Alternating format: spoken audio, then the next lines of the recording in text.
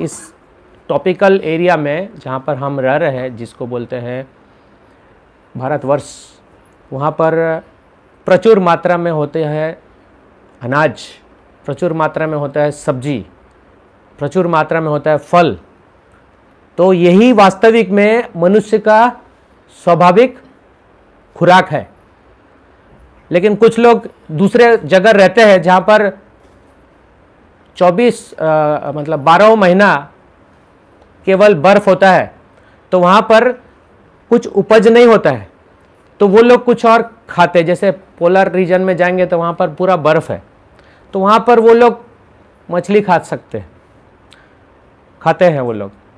तो वहाँ पर जन्म ही उनको वहाँ मिला है, जिसको इच्छा है उनको वहाँ पे मिल गया। तो हर एक व्यक्ति, हम देखेंगे जैसे जैसे हम गीता पढ़ेंगे तो 4थे अध्याय में बताएंगे भगवान, ये यथा माम प्रपद्यन्ते ताम तथा एव भजामि हम, है ना। सब भगवान सबका इच्छा पूरा करने वाले हैं। इतना याद रख के, इतना याद समझ के ही एक कक्षा में आओ आप, ठीक है।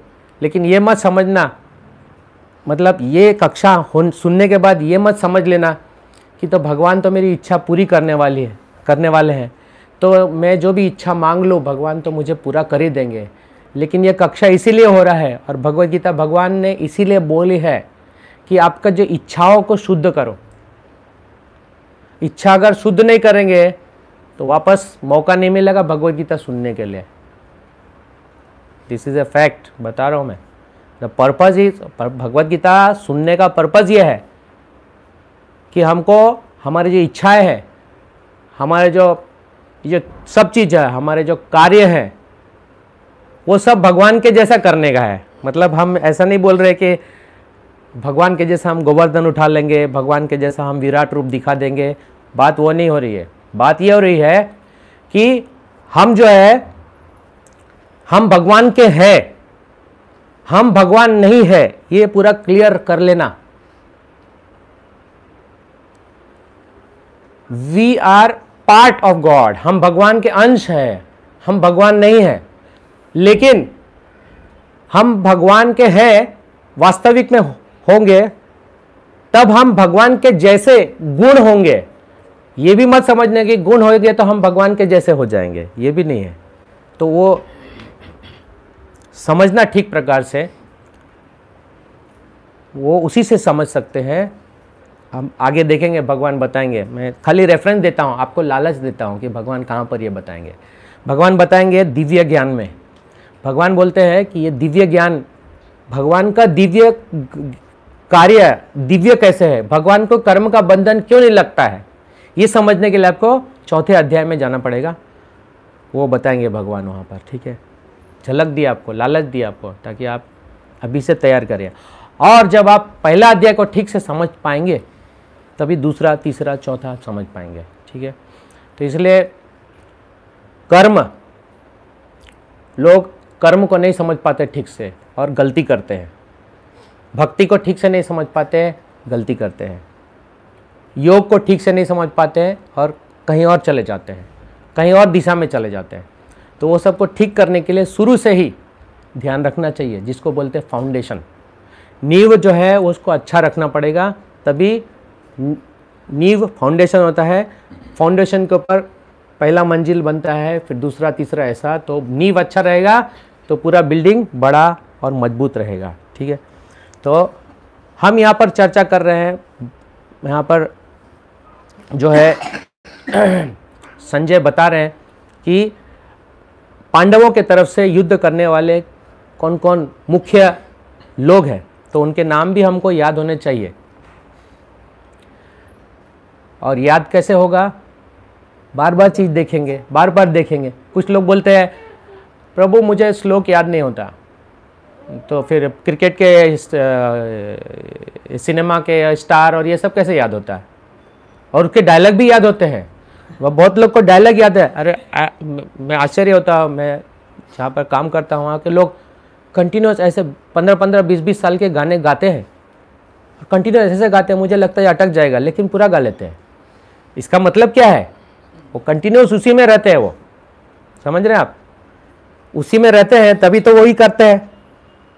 तो उसी तरह से आप कृष्ण में रहेंगे तो क्या करेंगे, कृष्ण भगवान का बात बोलेंगे, उसको कृष्णा कॉन्शियसनेस बोलते हैं। अभी हम कृष्णा कॉन्शियसनेस में नहीं है, हम किस कॉन्शियसनेस में हैं, माया कॉन्शियसनेस या कोरोना कॉन्शियसनेस या क्रिकेट कॉन्शियसनेस, मूवी कॉन्शियसनेस, सब कुछ, सब कॉन्शियसनेस, निचला कॉन्शियसनेस, एनिमल कॉन्शियसनेस। असली कॉन्शियसनेस क्या है, वो हमारा असली कॉन्शियसनेस है, हमारा जीव का असली कॉन्शियसनेस है कि हम स्वभाव से गॉडली है, हम स्वभाव से दैवी है। हम कौन, जीवात्मा। वही भगवान बताना चाहते हैं हमको, अर्जुन को यही बता रहे हैं। ठीक है, अर्जुन के लिए नहीं है भगवत गीता, हम समझते हैं ये अर्जुन के लिए बोला है, नहीं, ये अर्जुन के माध्यम से हमको बोल रहे हैं भगवान। तो ये इसमें जो भी कुछ बोल रहे हैं भगवान, तो समझना चाहिए। आज से आप याद रख लेना, ये जो गीता है ना मेरे लिए है, आप इंडिविजुअली सोच के रखना। जैसे आपके पास मोबाइल फोन है ना, वो आपका है थोड़े समय के लिए, उसी तरह से भगवान आपके अंदर है। अगर आप तैयार है सुनने के लिए भगवान को, तो भगवान रिवील करेंगे। आपका इच्छा है तो भगवान ऐसा प्रकट करेंगे। इसलिए बहुत सोच समझ के हमको क्या इच्छा करना चाहिए, है ना। हम लोग बोलते हैं कि कभी हम लोग समस्या में आ गए तो हम बोलते हैं अरे भगवान से प्रार्थना कर लेते हैं, मेरा एग्ज़ाम अच्छा नहीं था तो मैं भगवान से प्रार्थना कर लेता हूँ, वही तो बचाने वाले हैं। ये अच्छी बात है, लेकिन वो बचाएंगे, वो सही बात है, लेकिन ये छोटे चीज़ के लिए उसके लिए प्रार्थना नहीं करना चाहिए। तो हम देखेंगे ध्रुव महाराज के बारे में, आप सबको मालूम है, ध्रुव महाराज छोटे से चीज़ के लिए गए थे, लेकिन भगवान उसको इतना दे रहे हैं, इतना दे रहे हैं कि आज भी आप देख सकते हैं ध्रुव लोक में ये जो चमकता है तारा, यहाँ से 486 लाख किलोमीटर है, यहाँ से वो जो ध्रुव तारा चमकता है। और वो ध्रुव लोक कहाँ पर है, वही लोक है जहाँ पर, वहाँ पर क्षीरोदक्षाय विष्णु है, वहाँ पर क्षीर सागर है, वहाँ पर आप देख नहीं सकते इस आँख से, लेकिन वही लोक पर ध्रुव महाराज का राज्य चलता है। और वहीं पर भगवान कहाँ, क्षीरोदक्षाय विष्णु जो है, क्षीर सागर, क्षीर समुद्र है। ये कोई मतलब मैं जो बोल रहा हूँ कि कोई कल्पना वाली बात नहीं है, तो मतलब किसी ने लिख दिया है, मैं कवि नहीं हूँ, कवि लोग लिख देते हैं, वैसे कुछ कुछ सही लिखते हैं कवि, जैसे वेदव्यास है, वेदव्यास कवि है। कवि का मतलब क्या है, यहाँ पे लिखा है, मैं काव्योपेत मोहिता, ये आगे बताएंगे भगवान चौथे अध्याय में, इसलिए मेरे को याद आ गया, इसलिए मैं बोल रहा हूँ। कवि का मतलब वो है जो सोचते हैं और लिखते हैं। आजकल ऐसा कोई नहीं है, वो खाली नकल करके पेन से घिसते हैं, लिखते नहीं हैं। ठीक है, तो वो कवि मतलब भगवान ही कवि है, या फिर भगवान के प्रतिनिधि, जैसे वेदव्यास है, नारद मुनि, वो कुछ बोलते हैं तो ऐसा लगता है गा रहे हैं, इसलिए तो भगवत गीता है, गीत, तो भगवान का गीत। तो यहाँ पर वर्णन है कि इन सब का, तो आप याद रख सकते हैं कि ध्रुपद महाराज है, ध्रुपद के बारे में हमने पिछले बार चर्चा किया था, तो आपको याद हो गया, ध्रुपद एक नाम हो गया। फिर ध्रुपद के पुत्र है दृष्टिद्युम्न, तो 2 हो गए, आपको याद हो गया। उसी तरह से काशीराज, आपको पता है, काशी से काशीराज आ गया। विराट, जहाँ पर पांडव लोग अज्ञातवास के लिए 1 साल बिताया था, तो राजा विराट के, तो 3 ऐसे आपको याद हो गए। इस तरह से आप याद रख सकते हैं, और बाकी सब चीज़ आप पढ़ के याद कर सकते हैं। और ये याद करने से क्या होगा, सिंपल याद करने से आपको भगवत गीता को पढ़ने में और लगेगा कि लेट मी सी और क्या है इसके अंदर। तो आपका जो प्रेरणा होगा, है ना, कोई चीज़ में उत्साह बढ़ेगा आपको, और ये उत्साह के लिए यहाँ पर इकट्ठे होते हैं। मैं अकेला पढ़ता हूँ, लेकिन मेरे को अकेला उत्साह नहीं होता है, लेकिन आप लोग इतने सारे हो तो फिर मेरा उत्साह बढ़ता है। तो मेरा उत्साह बढ़ता है, उसी तरह से आपका भी उत्साह बढ़ता है कि नहीं, होता है कि नहीं उत्साह। हरे कृष्णा कृष्णा कृष्णा हरे हरे, हरे राम राम राम हरे हरे। इसलिए माला भी बोल के करना चाहिए, उससे उत्साह बढ़ता है। कितने लोग माला करते हैं? कितने लोग माला करते हैं? बहुत अच्छे, गुड। मैं देखूंगा आप कैसे माला करते हैं, मुझे देखना है कि कैसे माला करते हैं। बहुत सारा चीज़ है इसमें बताने के लिए मुझे, लेकिन कभी और। तो ये जो युद्ध हो रहा है, तो इसमें पांडवों के तरफ से 7 अक्षौणी सेना थी। कितने? 7 अक्षौणी। पांडवों के तरफ से 7 अक्षौणी सेना थी, और कौरव के तरफ से कितने थे? 11 थे। तो और पांडवों के तरफ से, कौरवों में इतने बड़े बड़े सेनापति थे कि संभव ही नहीं था कि पांडव कभी जीत पाते, कभी संभव ही नहीं था। लेकिन उनके पास क्या था? वही बात है। इसीलिए अगर ये गीता पढ़ना मतलब गीता रखना मतलब कृष्ण से प्रेम करना। तो जो कृष्ण से प्रेम करते हैं वो कृष्ण के साथ हमेशा रहते हैं। शरीर छूटता भी है, अगर भगवान चाहे तो भगवान चाहे तो अपने भक्त को भगवान यहाँ रख सकते हैं या कहीं और भेज सकते हैं, वो कृष्ण की इच्छा। इसलिए हर परिस्थिति में हाँ, भक्त जो होते हैं उसके 5 उंगली घी में होता है। ठीक है, ऐसा नहीं सोचना चाहिए कि कभी कभी ऐसा होता है कि मुझे जो सेवा अच्छा लगता है वो मुझे नहीं मिल रहा है, तो मैं क्या करूँ, ये मुझे प्रभु जी वैसे सेवा नहीं देते हैं, मुझे अच्छा लगता है वो दो, मुझे ना ऑल्टर का सेवा दो, भगवान का ऑल्टर का सेवा दो, मुझे किचन में राजभोग बनाने का सेवा दो, और सेवा मुझे नहीं चाहिए, मुझे वही सेवा चाहिए, बड़ा वाला सेवा। तो ऐसा नहीं सोचना चाहिए। अभी गुरु महाराज आते हैं तो मैं गुरु महाराज के नज़दीक रहता हूँ, एकदम नज़दीक रहता हूँ। तो कुछ लोग ऐसा सोचते होंगे कि ये हमेशा नज़दीक रहता है तो ऐसा क्यों? तो इसलिए समझना चाहिए कि मैं भी पहले दूर था, बाद में मुझे नज़दीक मिला। समझ रहे आप? पहले मैं बाद में मुझे मिला। तो ऐसे धीरे धीरे कुछ ना कुछ होगा आपके साथ। ऐसा नहीं है कि और ऐसा नहीं है कि कोई छोटा कम या बड़ा होता है। भगवान के नज़र में कोई छोटा बड़ा नहीं होता। हमारे दृष्टि में ऐसा है, हम सोचते हैं कि ये सेवा बड़ा है, ये झाड़ू लगाने वाला सेवा ये छोटा है, ये तो हम नहीं करते हैं। हम खाली प्रचार वाले सेवा करेंगे, हम बड़ा ऑर्डर लाएंगे बस। ये झाड़ू वाला कौन करेगा? उमेश करेगा, है ना, उमेश करेगा। लेकिन वो आपको पता नहीं है, उमेश और ये मनोज प्रभु, ये दोनों मिलके जो भागवतम होता है ना, 2 भागवतम तो दोनों यही करते हैं। आप समझ लेना बात को कि जो सब सेवा को इम्पोर्टेंस देता है ना, उसको भगवान रिवार्ड करते हैं। वो श्लोक आएगा, ये यथा माम प्रपद्यन्ते। और हमारे एक और उमेश है, वो भी छुप के सेवा बहुत ज़बरदस्त करते हैं। उमेश मादगुंडी ना, हाँ, वो भी बहुत सेवा करते हैं। वो पता नहीं चलता है उनका सेवा, लेकिन वो बहुत सेवा करते हैं, उनका सेवा अलग है। तो ऐसा है कि कोई सेवा छोटा या बड़ा नहीं है, सब इम्पोर्टेंट है भगवान के नज़र में, सब 100 है भगवान के लिए, है ना। तो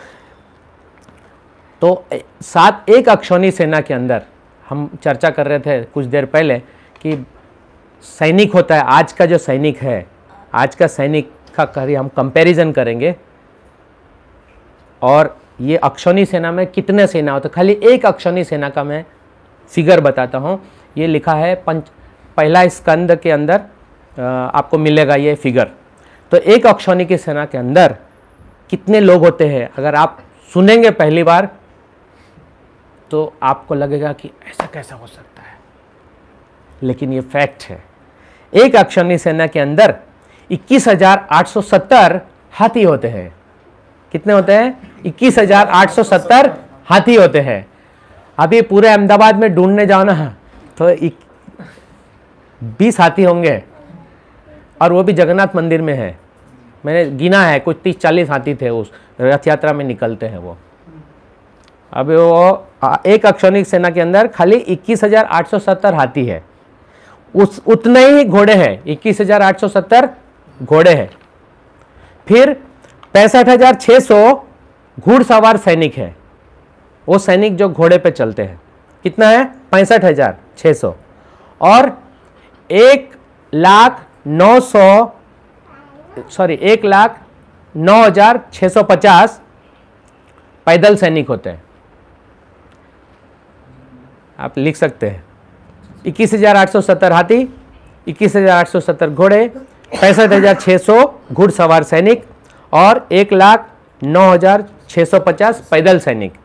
सबको जोड़ दो तो 2,18,990 एक अक्षौहिणी सेना के अंदर हाथी, घोड़े, पैदल सवार सब मिला के इतने हो गए, 2,18,990। और इतने ऐसे 7 पांडवों के पास थी और ऐसे 11 कौरवों के पास थी। मैं अभी देख रहा था इंटरनेट में, नेट में देख रहा था कि आज के समय में कैसे होता है, प्लेटून होता है, ब्रिगेड होता है, कैसा होता है।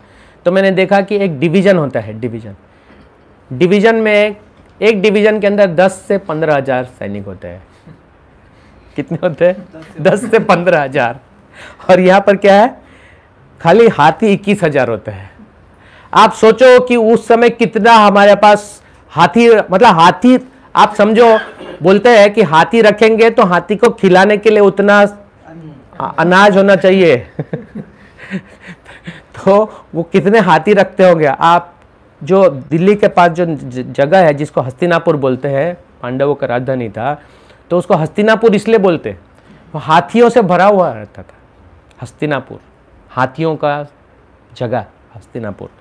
तो आप समझो इतना बड़ा टुकड़ी, और इसके साथ कुक्स भी होते थे, मेडिकल एड भी होता था, ये सब होता था। तो प्रभुपाद जी लिखते हैं कि ये दिन युद्ध जो है 18 दिन तक चला था। आप देख रहे हैं ये रशिया और यूक्रेन का वार कितना दिन तक चल रहा है? 1 साल हो गया है। इससे पहले अमेरिका और रशिया का कोल्ड वार चल रहा था, वो 50 साल से ज़्यादा हो गया है। और वर्ल्ड वार 1 और वर्ल्ड वार 2 भी करीब 5 साल या 8 साल ऐसा चला था। तो आप देख रहे हैं कि आज जो युद्ध चल रहा है वो धर्म का कोई युद्ध नहीं है, वो खाली एक व्यक्ति का दूसरे व्यक्ति के तरफ जो ईर्ष्या है उसके कारण युद्ध हो रहा है, बस यही हो रहा है। पहले के समय में युद्ध ऐसा नहीं होता था। क्या युद्ध होता था? ये युद्ध इसलिए कराया गया क्योंकि भगवान यहाँ पे धर्म का स्थापना करना चाहते थे, इसलिए ये युद्ध हुआ, और कोई रीजन नहीं था। इस युद्ध के पहले भीम ने 3 प्रतिज्ञा ली थी।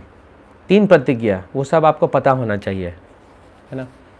वो ये थी कि वो पहला था कि वो सारे कौरवों को, कौरव के जितने भी पुत्र थे वो सब सारे के सारे 100 को वो ही मारेंगे, ऐसा प्रतिज्ञा लिया था उन्होंने।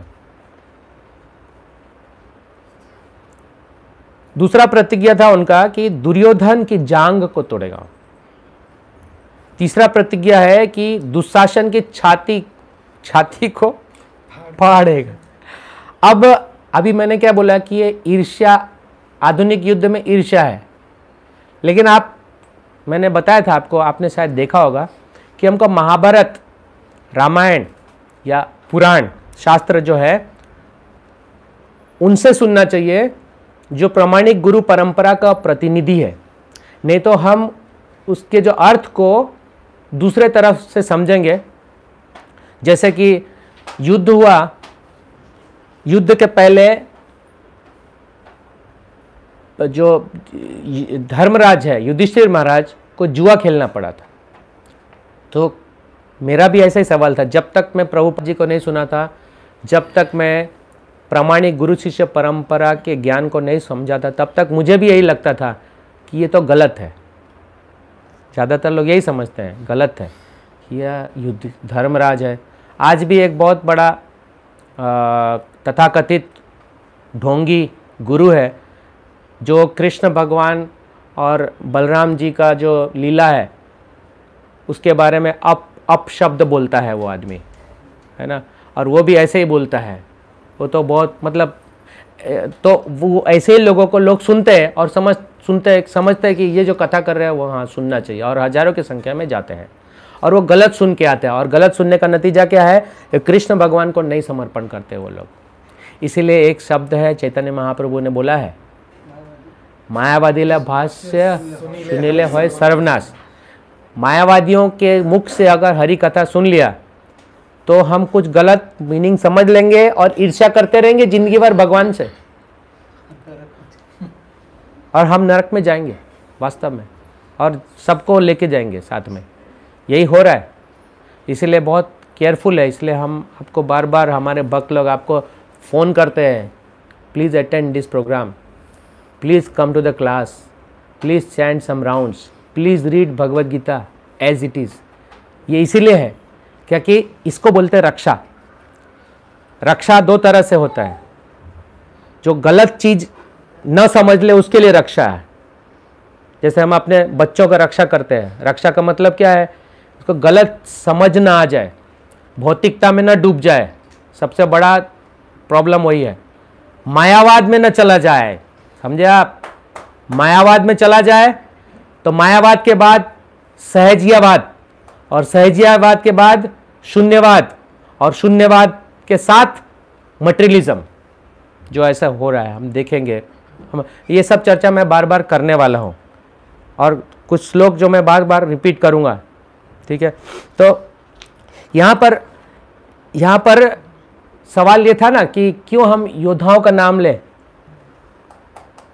हम तो कथा सुनने आए हैं, हम तो भगवद गीता सुनना चाहते हैं, भगवान का उपदेश सुनना चाहते हैं, तो वो आवश्यक इसीलिए है क्योंकि भगवान वहाँ पे उपस्थित है। जहाँ पर भी भगवान उपस्थित है वो जगह पवित्र हो जाता है। उसी को बोलते हैं स्पिरिचुअलिज्म। असली स्पिरिचुअलिज्म वो है। अभी जैसे ये है, आप देख रहे हैं एक दूसरे को, है ना, तो ये जो इंटरनेट है वो अभी स्पिरिचुअलाइज हो चुका है, क्योंकि हम कृष्ण कथा ब्रॉडकास्ट कर रहे हैं इसके अंदर। इसके लिए हमारे आचार्य श्री रूप गोस्वामी ने एक श्लोक बताया है भक्ति रसामृत सिंधु में, और ये सबको याद होना चाहिए। और कई बार प्रभुपाद जी ने इस श्लोक का रेफरेंस दिया है, और भगवद गीता में भी कई बार दिया है, भागवतम में भी आप लोग अगर पढ़ते हैं तो आपको पता होगा। तो इसके अंदर लिखा है, अनासक्तस्य विषयान यथार उपंजिते निर्बंध कृष्ण संबंधे युक्तम वैराग्यम उच्यते। अगर पूरा याद नहीं है तो कम से कम इतना याद रख लेना है, निर्बंध कृष्ण संबंधे। Everything when it is connected with Krishna becomes spiritual.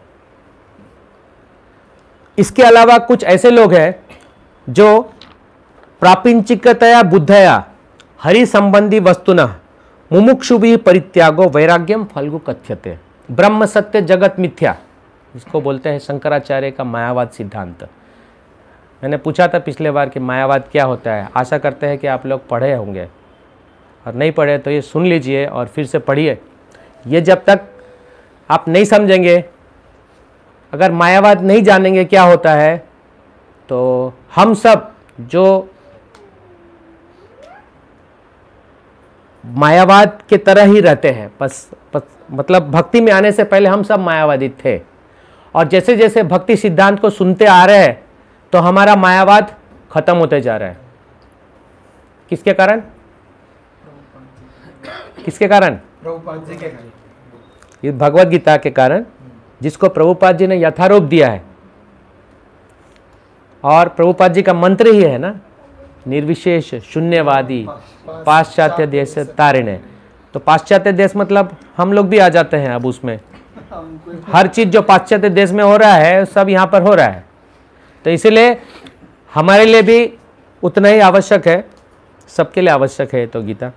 तो कुछ लोग हैं जो सब कुछ त्याग देते हैं, भगवान के संबंध में प्रसाद आते हैं उसको भी त्याग देते हैं। समझ रहे? इतना एडवांस मायावादी है, दे आर एडवांस, अपने आप को एडवांस समझते हैं। भाई हमको तो कोई बंधन नहीं चाहिए, बंधन हो जाएगा प्रसाद ले लेंगे तो कम से कम वो मानते तो है। प्रसाद खाएंगे और बंधन में पड़ जाएंगे, उसका रिएक्शन मिल जाएगा हमको। वो कृष्ण भगवान को ठीक से नहीं जानने से ऐसा ही हो रहा है। लेकिन कृष्ण भगवान को ठीक से जानेंगे तो वो गीता पढ़ेंगे और गीता का प्रचार करेंगे। ठीक है, तो ये बात है कि वो खाली जैसे वो क्या कर रहे, पैसा आया पैसा, अरे पैसा पैसा टच मत करो, पैसा टच मत करो। क्यों? पैसा में माया है। लेकिन कोई भी चीज माया नहीं है, वैष्णव सन्यासी इस प्रकार से बोलते हैं। क्यों? जब वो प्रॉपरली सिचुएटेड है। प्रॉपरली सिचुएटेड इसलिए है कि वो हर चीज अपने भोग की वस्तु सोचेगा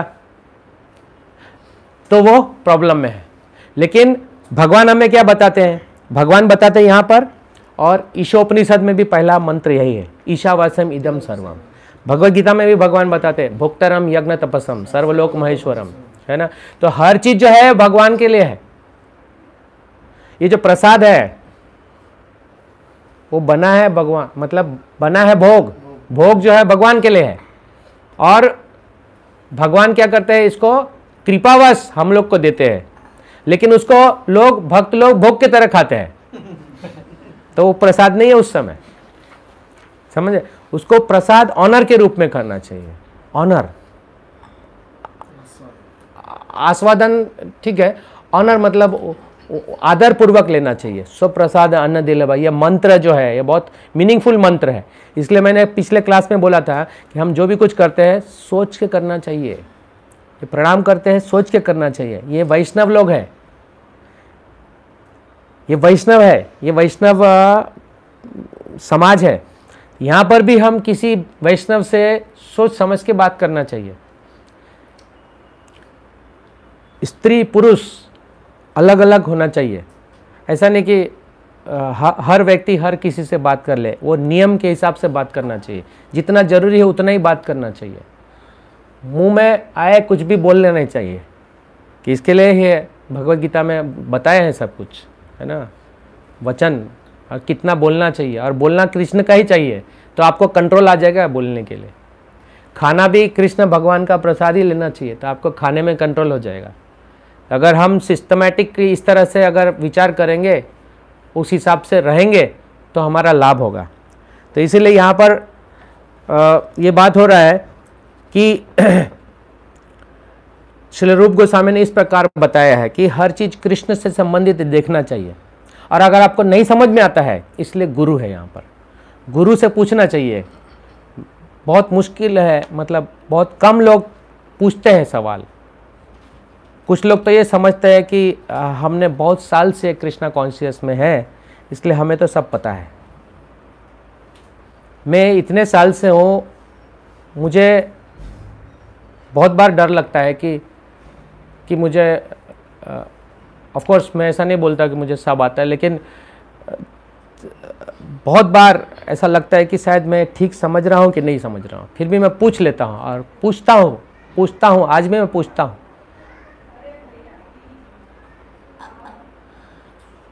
क्योंकि पूछता हूँ, क्योंकि वो जो मैं समझता हूँ उसको ठीक से समझा है कि नहीं, वो कैसे पता चलेगा। तो इसलिए पूछ के वो विश्वास आना चाहिए दृढ़ता पूर्वक कि ये समझ गया, हाँ, और वापस फिर से समझना चाहिए। तो ऐसा करेंगे तो हमारा क्या होगा, चित्त जो है वो शुद्ध हो जाएगा। इसलिए कृष्णदास कविराज गोस्वामी बोलते हैं, सिद्धांत बोलिए चित्त न करा आलस। सिद्धांत को समझने में आलस नहीं करना चाहिए। वो लोग सोचते हैं कि क्या ये इनसे पूछें, ये तो शायद पता ही होगा, और मैं पूछूं तो शायद मजाक उड़ाएंगे, लोग हंसेंगे, इसलिए पूछते नहीं है। और नहीं पूछते हैं तो वो संशय बना रहता है। और हम देखेंगे आगे के अध्याय में उसमें लिखा है, संशय आत्मा विनश्यति। संशय आत्मा जो होता है उसका विनाश हो जाता है ना। इसलिए ये जो है चर्चा है, इसलिए हम पूछते हैं आपको कि सवाल क्या है आपका, पूछिए, ठीक है। वो कैसे पूछना है वो चैप्टर 4 में दिया हुआ है। सेवा के साथ पूछना चाहिए, ऐसा नहीं कि चलो पूछते रहते, चलो पूछा है, ऐसा भी नहीं होना चाहिए। और साथ में सेवा भी होना चाहिए। जो सेवा करेगा, मैंने बताया आपको कि कुछ भक्त है ऐसा सेवा करते हैं, वो पुस्तक वितरण भी उतना ही तेज़ी से करते हैं और हर सेवा वो करते हैं, तो उनको समझ में भी आता है अच्छे से, उसके सेवा में भी उत्साह होता है, और प्रचार भी होता है। आप देखना यही बात है। इसलिए हमारे चैतन्य महाप्रभु ने क्या कहा है कि चेतो दर्पण मार्जनम, अपने चित्त रूपी जो दर्पण है हृदय, उसको मार्जन करना चाहिए। और मार्जन कैसा होता है? साफ रह के, साफ बाहर से होना चाहिए और साफ अंदर से होना चाहिए। बाहर से साफ होता है कैसे? धूल नहीं आना चाहिए, मिट्टी नहीं होना चाहिए, कहीं पर भी हम जहाँ बैठे हैं वो साफ सुथरा होना चाहिए। खाने का जगह स्थान साफ होना चाहिए, नहीं है तो उसको पहले क्लीन करना चाहिए, फिर बैठना चाहिए। और तुरंत खाने के बाद वो जगह को क्लीन करना चाहिए, साफ करना चाहिए। कोई आके आपका नहीं साफ करता, ये तो हम लोग करते हैं, हमारे भक्त लोग करते हैं तो ऑफ कोर्स क्योंकि सबको ये जल्दी से प्रोग्राम ख़त्म करके जाना रहता है, लेकिन ये साफ भी करना चाहिए। हम देखते कुछ लोग कि देखते रहते हैं सब लोग, क्या होगा, क्या करूँ क्या करूँ, करना चाहिए, शुरुआत इनिशिएट कर लेना चाहिए। तो साफ मतलब एक अंदर से बाहर से, और अंदर से साफ कैसे करेंगे? हरे कृष्ण महामंत्र का उच्चारण करने से तो हृदय साफ होता है। और बाहर से साफ, सुबह शाम 2 बार नहाना, कपड़े साफ पहनना चाहिए, और बोलना हमेशा चाहिए हरे कृष्ण, गुड मॉर्निंग, वरना छोड़ दो सब बोलना। कोई अगर बोल रहा है शायद सोचते हैं तो फिर आप में प्रॉब्लम है। जो सोच रहे हैं कि कुछ लोग सोचते हैं चलो ना गुड मॉर्निंग मैं बोलूँगा तो शायद उनको बुरा लगेगा, तो आपका जो है कॉन्शियसनेस कम है, या फिर आप में उतना समर्पण नहीं है, समझ लीजिए आप, ऐसा है ना। लेकिन ये सब हो सकता है अगर आप रेगुलरली सुनेंगे, तो रेगुलरली सुनेंगे, रेगुलरली सेवा करेंगे तो ही हो सकता है, नहीं तो दूसरा कोई चांस नहीं है। दवाई रेगुलर लेंगे तो बीमारी जाएगा ना, वैसे है। तो अगर हम ऐसा नहीं करेंगे तो सहजिया बन जाएंगे। सहजिया मतलब क्या है? बस दीक्षा ले लिया, कितना टाइम हो गया दीक्षा लिया, दीक्षा लेके बस बैठ जाने का। 1 साल में गुरु महाराज आएंगे अभी, उसके बाद फिर उस समय आ जाने का, अटेंडेंस लेने के, सब जमा हो जाते हैं, बैठेंगे, गुरु महाराज को सब पता चल जाता है ना। ऐसा नहीं, सभी इस्कॉन के जितने भी गुरु हैं ना, सबको पता चलता है कि क्या चल रहा है अंदर, सब मालूम है, सबको सब मालूम है। लेकिन हमको ऐसा लगता है कि इस बार गुरु महाराज को पता नहीं चलने दिया हमने, हाँ बचा लिया भगवान ने हमको, ऐसे बोलते हैं। लेकिन ऐसा नहीं है, दिस इज चीटिंग। दीक्षा लेने के बाद कोई सेवा नहीं करना है, ये सहजियाबाद है। सहज मतलब समझते हैं? सहज मतलब आसानी से लेना, टेक इट इजी प्रभु, take it easy, relax relax. प्रभु जी ज़्यादा लोड नहीं लेने का, दीक्षा ले लो, उसके बाद तो सब अपन ही राजा है। एक बार, बस एक बार, और उसके बाद फिर मन में जप करे तब आओ। क्या है, किसी ने कोई थोड़ी खरीद लिया हमको, कोई थोड़ी गुलाम है हम, गुलाम थोड़ी। असली में आपने सुना होगा नॉर्थ में ऐसा नाम लिखते हैं, राम गुलाम, राम गुलाम, ऐसे नॉर्थ में ऐसा नाम होता है, उत्तर भारत में ऐसा।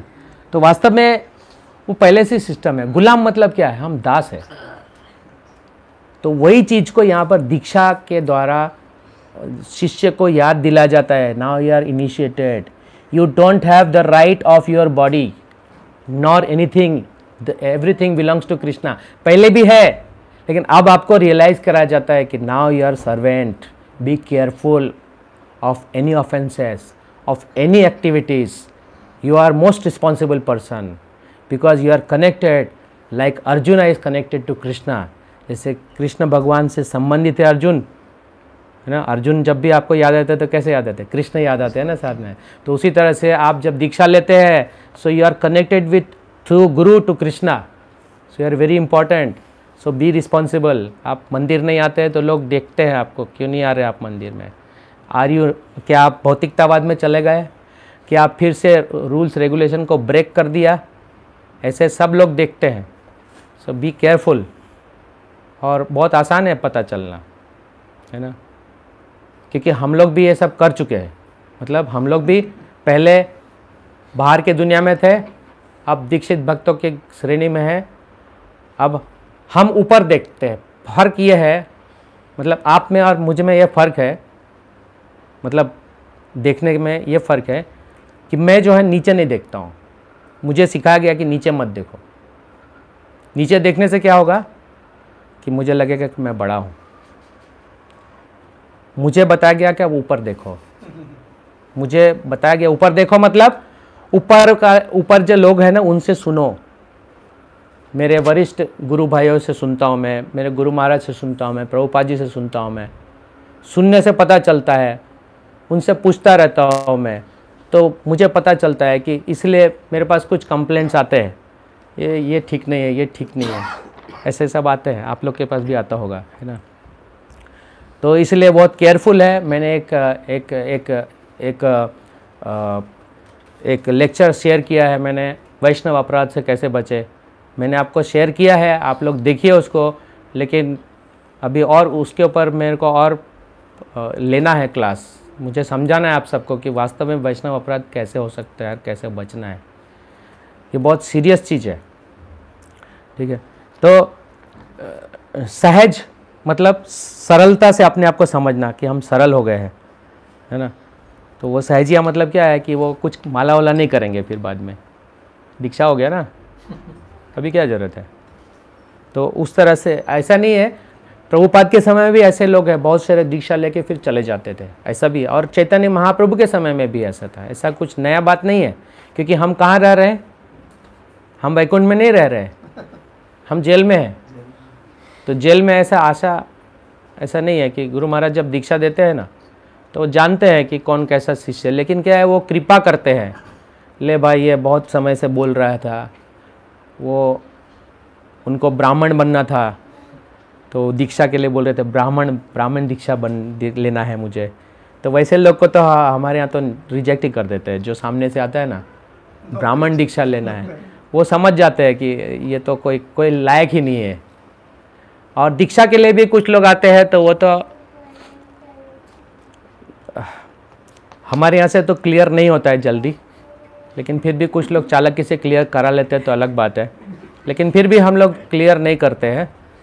और अगर क्लियर करते भी तो आगे जो है, आगे हमारे सीनियर लोग हैं, वो देख लेते हैं वो समझ जाते हैं। लेकिन फिर भी फाइनली जो है वो मेरे ऊपर रखते हैं वो, कि आप क्या बोलते हैं। मैं चांस नहीं लेता हूँ ज़्यादातर, लेकिन इसका फ़ायदा नहीं उठाना चाहिए। और उससे क्या होगा, गुरु को, मुझे और आपके जो भी दीक्षा गुरु है, मतलब शिक्षा गुरु जो है, वो सबको अपराध लगता है। इसलिए बहुत केयरफुल रहना चाहिए, है ना। तो भगवान से जो संबंधित है वो क्या है? आध्यात्मिक। तो इसलिए कुछ लोग ऐसे समझते हैं कि अरे कुछ हम लोग जब प्रचार करते हैं तो हम लोग को बहुत से लोगों से मिलना होता है। तो कुछ लोग बोलते हैं कि हम ये ग्रंथ लेना चाहते हैं, तो हम ग्रंथ देते हैं। कुछ लोग बोलते हैं कि हम कुछ डोनेशन देना चाहते हैं, कुछ प्रोग्राम कराना चाहते हैं। अभी हमको एक एमएलए मिले थे कि उनके यहाँ प्रोग्राम था, कुछ एमएलए को बुलाना था। तो उन्होंने 200 रामायण का ऑर्डर दिया था। तो भक्त उमेश और नंदाई प्रभु जाके दे के आए थे वहाँ पर। तो वहाँ पर धन देते हैं लोग, लेकिन हम क्या करते हैं कि वो धन लेते हैं, स्वीकार करते हैं, लेकिन किसके लिए? एक पैसा भी उसमें से हम अपने लिए नहीं रखते। अगर एक पैसा भी रखा हमारे लिए तो हम नरक में जाएंगे। तो हर चीज़ क्या है? भगवान के लिए। हर चीज़ भगवान के लिए है। तो कभी कभी डोनेशन भी आता है। अभी पिछले वीक में एक व्यक्ति बहुत इंटरेस्ट लिया और उन्होंने कुछ बुक्स लिया, फिर बाद में कुछ डोनेशन भी दिया, तो हमने उसको लिया। पर्पज़ ये है कि हम लेके क्या करते हैं कि उस धन से हम और ग्रंथ लेते हैं। और कई लोगों को हम देते हैं, जैसे कि विलेज प्रीचिंग होता है, ट्राइबल प्रीचिंग में। वहाँ पर वास्तविक में लोगों को भगवत गीता चाहिए, जो वो लोग खरीद नहीं सकते, तो वो सब धन हम वहाँ पे उपयोग करते हैं। तो इस तरह से कृष्ण का ही, भगवान का ही धन है, और वो भगवान के सेवा में ही इस तरह से उपयोग करते हैं। तो इसलिए कभी भी हम मना नहीं करते किसी का धन। कुछ लोग हैं ऐसे बुद्धिमान लोग हैं, हमारे बुक टेबल पर रहते हैं कई बार। वो बोलते नहीं, हमें वी डोंट वांट एनीथिंग। भाई आपके लिए नहीं है वो, आप क्यों ऐसा समझ रहे हैं कि वो आपके लिए धन है? आप हमें दीजिए ना, हमें। एक बार का बात है, प्रभुपाद जी, एक बार की बात है, प्रभुपाद जी के समय में एक व्यक्ति थे, ही वॉज ए मायावादी टोटली। हाँ, तो उन्होंने बोला, देखो इतना धन किसी ने दिया, आई रिजेक्ट दिस, ऐसा।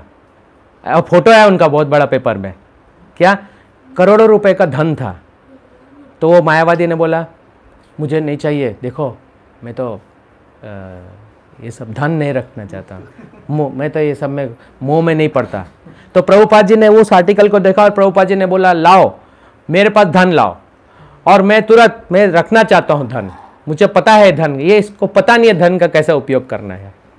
इसलिए कई बार मेरे गुरु महाराज मुझे बोलते हैं, या कहीं सुना होगा, आपने भी सुना होगा, कि लाओ 1 करोड़ रुपए है आपके पास, 10 करोड़ लाइए, आप मुझे दीजिए धन, मैं इसको और बुक्स प्रिंटिंग में उपयोग करूँगा। और हम करते भी ऐसा, आता है धन तो हम वहाँ डाइवर्ट करते हैं। तो इसलिए हर चीज़ जो है भगवान के सेवा में है ना। हमारे एक बहुत बड़े भक्त है, हेनरी फोर्ड के ग्रैंडसन अमरीश प्रभु, तो उनके कितना करोड़ों है उनके पास धन। तो उन्होंने भी अपना धन जो है भगवान के सेवा में लगाया हुआ है, टेम्पल ऑफ वैदिक प्लानिटोरियम, और कई जगह वो प्रोग्राम में करते रहते हैं, और कई बार वो बताते भी नहीं है कि कितना किया उन्होंने। तो ऐसा है कि वो सब जानते हैं कि सब कुछ भगवान का है, और वास्तविक में जो ऐसा करता है ना, उसके पास ही धन रहता है। एक्चुअली वो जानता है कि ये भगवान का है, वो यही सोचते हैं। जो ये सोचता है कि ये भगवान का है, उसके पास ही भगवान देते हैं। लेकिन मूर्ख के पास दे दिया धन तो वो क्या करेगा, उड़ा देगा तुरंत। आप देखते हैं ना। इसलिए कई बात बोलते हैं कि कुछ लोग गरीबी रहता है, कुछ लोग गरीबी रहता है कहीं भी, क्योंकि वो गरीब किस लिए है ये हम पढ़ेंगे, अध्याय 3 और 4 में पढ़ेंगे बाद में, ठीक है। तो आज के लिए हम इतना ही समाप्त करते हैं। तो सब चीज़ इम्पॉर्टेंट है जहाँ पर भगवान है। ये युद्ध इम्पॉर्टेंट है क्योंकि यहाँ भगवान है, भगवान की इच्छा से यहाँ पर युद्ध हो रहा है। भगवान चाहते हैं कि सबको उचित न्याय मिले और धर्म का स्थापना हो, इसलिए ये युद्ध हो रहा है।